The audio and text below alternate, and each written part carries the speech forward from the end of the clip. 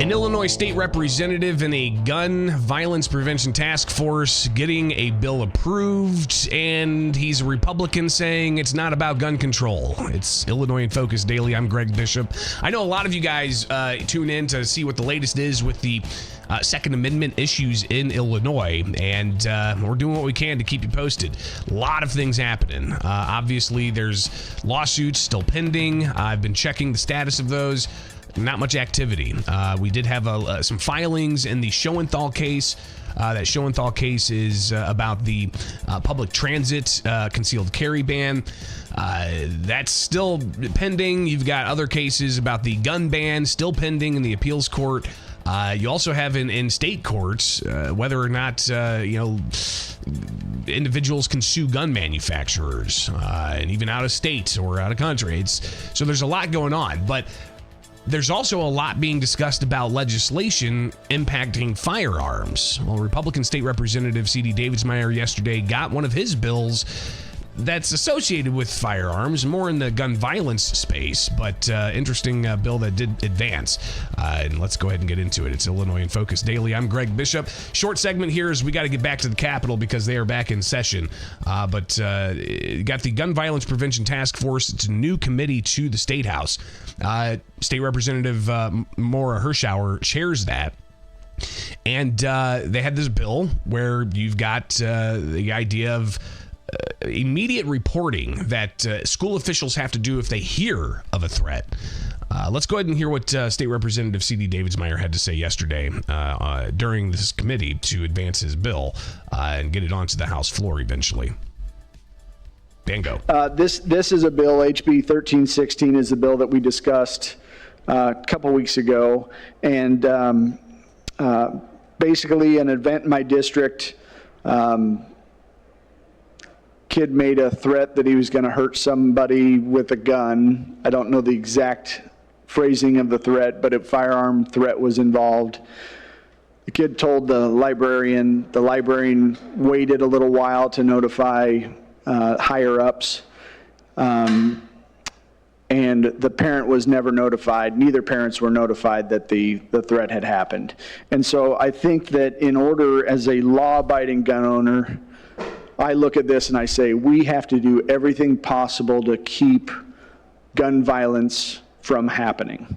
And so this is a very simple common sense bill that says that if a threat is made, the teacher or staff that is notified must immediately notify the principal, and contact must be made with both sides, both guardians of both children, the one that made the threat as well as the individual who the threat was made on.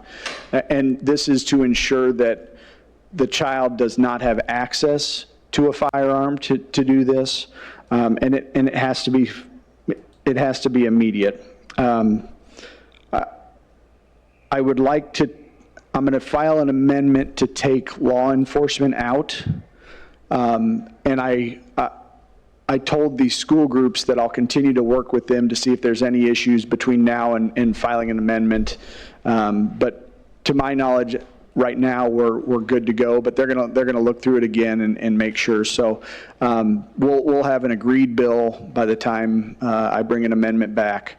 And I'm happy to take any questions. I know there's a lot of opposition filed, but I believe those are just individuals that assume that every bill coming through this committee was anti-gun, and